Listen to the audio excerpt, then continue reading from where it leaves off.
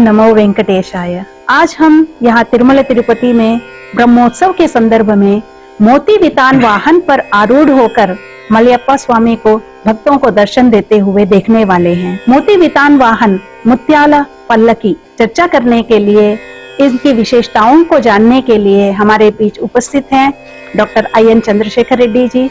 आइए हम उनसे मोती वितान वाहन के बारे में कुछ सुने उनके शब्दों में।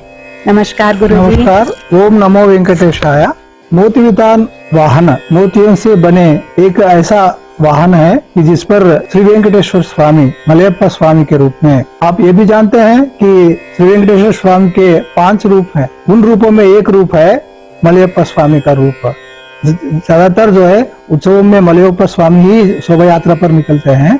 यहाँ पर जो है अपने दोनों देवरों के साथ ये जो है मोती वितान वाहन में स्वामी निकलते हैं। स्वामी, इसके पहले हमने एक बात की चर्चा चरणों की, अब की बार जो है उनके अभय हस्त की जो चर्चा करेंगे इसमें, क्योंकि मोती वितान वाहन में स्वामी अभय देते हुए दर्शन देते हैं। अभय यानी भय को दूर करने वाला। अभय ऐसा है कि एकमात्र इस ब्रह्मांड में अभय देने वाला कौन होता है? अभय देने वाला सिर्फ जो है वो भगवान होता है जी। भगवान वो श्री महाविष्णु है। वैष्णव संप्रदाय में वैखानस साहब में सब में जो है श्री महाविष्णु को देवादिदेव कहा गया है, राजाओं का राजा कहा गया है, अधिनायक कहा गया, ब्रह्मांड नायक कहा गया कि वो अधिनायक है। वही हमें अभय दे सकते हैं, नहीं हमें भय रहित कह सकते हैं। हमारे मन में जो भय होता है, भय कई प्रकार का होता है।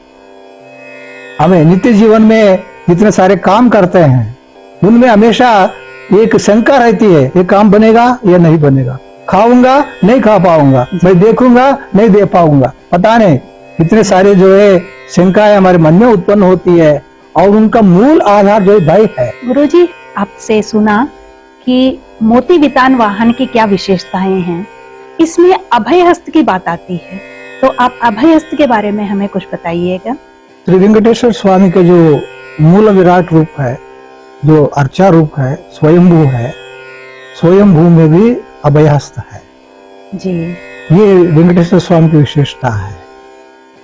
अभय मुद्रा में हमें अभय देते जो है वो दर्शन देते हैं। भक्तगण जब उनके सीधे जब दर्शन करते हैं, सबसे पहले उनके अभय हस्त के ही दर्शन करते हैं। लोग ये बोलते हैं नख शिखा पर्यंत जो है देखना है, यानी नीचे से लेकर ऊपर तक देखना है, नख से लेकर शिखा तक जो है दर्शन करना है। लेकिन सबसे पहले भक्तगण जो है उनके अभय हस्त के ही दर्शन करते हैं। सीधे हमें दर्शन देने वाला वो है कि वास्तव में ये अभय हस्त, यानी एक प्रकार से ब्रह्म ने श्री महाविष्णु से यही विनती की थी कि मनुष्य कलयुग में काफी कमजोर पैदा होता है, शारीरिक और मानसिक कई रोगों से पीड़ित होता है। शारीरिक मानसिक रूप से पीड़ित होने वाले मनुष्यों के उद्धार के लिए आप कलयुग में यहीं पर रहिए, शेषाचल पर ही विराजित रहिए और भक्तों की सेवा को आप प्राप्त कर लीजिए और भक्तों का उद्धार कीजिए। ब्रह्म की उस विनती पर ही श्री वेंकटेश्वर भगवान स्वयंभू बनकर जो है शेषाद्री, जो वास्तव में आदिशेष का ही रूप है जी, जो शेषाचल पहाड़ है और कुछ नहीं है बल्कि आदिशेष ही वहां शयन हुए हैं। जैसे वैकुंठ में आदिशेष शयन रहते हैं, आदिशेष पर शयन करते हैं श्री महाविष्णु, यहाँ पर शेषाचल पर विराजमान श्री वेंकटेश्वर भगवान मानो अपना ही वैकुंठ में है। इसलिए शेषाचल को एक और वैकुंठ, कलियुग वैकुंठ जो कहा जाता है। इसलिए रामानुजाचार्य ने कि नंगे पैर से जो है वहां घुटनों पर जो है उस पहाड़ को चढ़ा था। उनमें वो संकल्प था, इस पूरे पहाड़ को स्वामी के रूप में उन्होंने देखा। आज भी जो वैज्ञानिक चमत्कारों में ये देखा जाता है, ये पूरा पहाड़ स्वामी का ही रूप है, श्री वेंकटेश्वर स्वामी का रूप है। कि श्री वेंकटेश्वर भक्ति चैनल वालों ने कई बार इसे दिखाया है। उसको उल्टा करने से, इन पहाड़ों को उल्टा करने से श्री वेंकटेश्वर स्वामी का आकार जो है हमें प्राप्त होता है। श्री वेंकटेश्वर भगवान के अभयस्थ के पीछे ये पूरी पृष्ठभूमि है।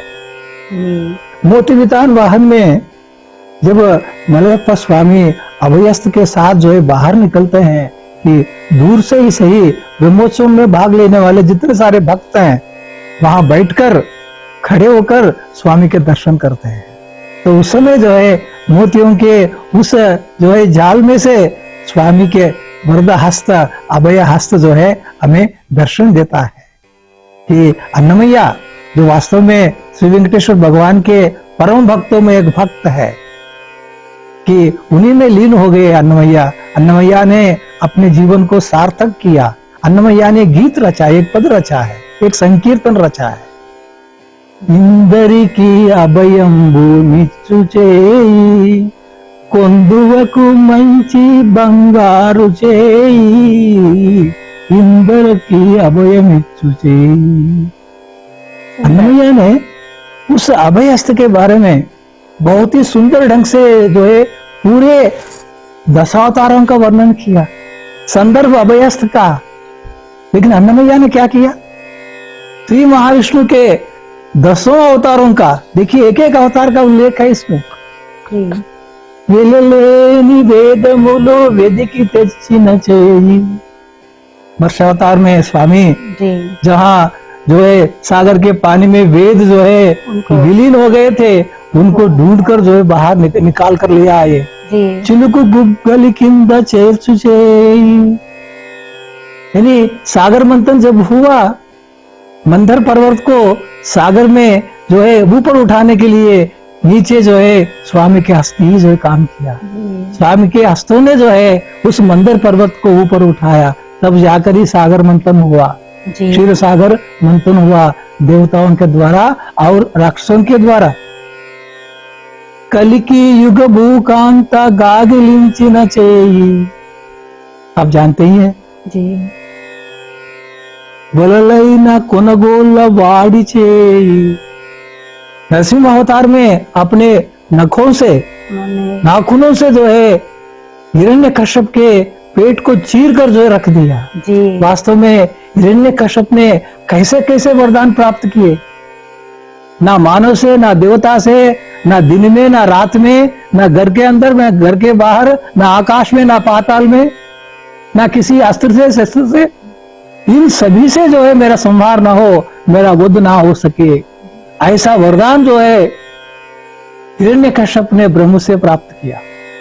और फिर उनको मारने के लिए आयुध बिना आयुध बिना अपने नखों से ही जो है उसको मारकर जो कहां पर, दहलीज पर, ना घर के अंदर है ना घर के बाहर है, और कमरे से बाहर निकलकर, ना सुबह का समय है, ना रात ना दिन का, ना रात का, बीच का समय है। तो ऐसे वरदान ब्रह्म और शिव भगवान देते हैं। महाविष्णु को उनके अनुकूल जो है अवतार लेना पड़ता है। प्रत्येक अवतार में यही कहानी हमारे सामने आती है, क्योंकि स्वामी करुणामयी है। वो वत्सल भाव स्वामी के पास है कि राक्षस बहुत प्रतापी है, तप करने वाले हैं और ऐसे वरदान प्राप्त करते हैं कि बाकी साधु संतों को वो जो है कष्ट पहुंचाते हैं। जब साधु संतों को कष्ट पहुंचाते राक्षस, तो उस समय स्वामी पधारते हैं। बहुत ही, अब वराह अवतार में देखिए जी, जब भूखंड को जो है पानी में डाला गया, तो उस समय पृथ्वी को बचाने, भूदेवी को फिर ऊपर उठाने के लिए वराह अवतार जो स्वामी ने लिया। यानी प्रत्येक अवतार के पीछे स्वामी का एक लक्ष्य है जी। जितने सारे जो है वाहन सेवाएं हम देखते हैं, उनमें 2-1 को छोड़कर बाकी पशु पक्षी ही जो है उनके वाहन बनते हैं। तो ये मोती वितान वास्तव में मोती सागर से पैदा होते हैं। सीपी जिसको बोलते हैं कि आकाश से गिरने वाला वो पानी की बूंद जब सीप में जो है गिरती है, वो मोती बन जाता है। मोती सफेद का और शीतलता का प्रतीक है। सफेद रंग के होते हैं मोती और उसमें शीतलता प्राप्त होती है। और उसका सफेद से विकीर्ण होने वाले जो रंग है, लोग बोलते हैं सभी जो है 7 रंग है, 7 रंग है। 7 रंगों का मूल रंग सफेद ही है। सफेद रंग से ही बाकी रंगों का उदय होता है। वो मोती वाली मालाओं को धारण करके स्वामी आप बहुत ही सुंदर ढंग से, नीलमेघ श्याम जो है स्वामी मलयप्पा स्वामी, वो जो है मोतियों की मालाओं को पहनकर हमें पुण्य दर्शन देते हैं। सचमुच ही वो नेत्र पर्व है। जो पर्व मनाते हैं, लेकिन देखने का जो आनंद होता है वो अकल्पनीय है, अनिर्वचनीय जो है आनंद प्राप्त होता है। स्वामी के, मलयप्पा स्वामी के मोतियों की मालाओं से जुटे हुए स्वामी के दर्शन करने से भक्तजन भाव विभोर हो जाते हैं, उनकी आंखों से आंसू जो बहते हैं। ऐसा आनंद है, ऐसा आनंद बहुत ही कम संदर्भों में प्राप्त होता है। जब स्वामी के पुण्य दर्शन करते हैं तो उस समय ऐसा आनंद जो है प्राप्त होता है। मोतियों की मालाओं से लदे हुए वो स्वामी जो है ऐसा दर्शन देते हैं। और कुछ बच गए हैं, उनके बारे में बताए। मन पे जलनिधि यम्मु मन को दक्षिण चाहिए, अभी बताया मैंने जी। ये नया नागेलु धरी इंचु चाहिए। नागेल नहीं, नागली, हल। हल हल जो है वास्तव में बलभद्र के रूप में जो है वो आए जी। बलभद्र को ही श्री कृष्ण का ही अंश माना जाता है, तो उस रूप में वो आए। पुरसतुला मानमूल पोल्ल शेषन से, पुरसतुला यानी द्रौपदी जैसी महिलाओं के जो है अपमान से बचाने वाले यही अभय हस्त है। अभय हस्त ही है। इन सबके पीछे स्वामी का हस्त है।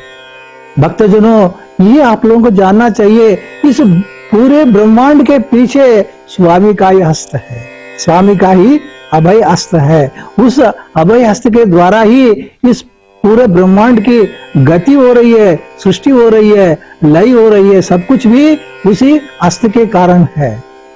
अति सुंदर गुरुजी, आपने हमें अभय हस्त के बारे में बताते हुए मोती वितान वाहन, जो अभी हम थोड़ी ही देर में मोती वितान वाहन पर आरूढ़ होकर मलयप्पा स्वामी को भक्तों को दर्शन देने आते हुए देखने वाले हैं, इन सब की जानकारी देने के लिए गुरुजी आपको धन्यवाद। धन्यवाद, धन्यवाद।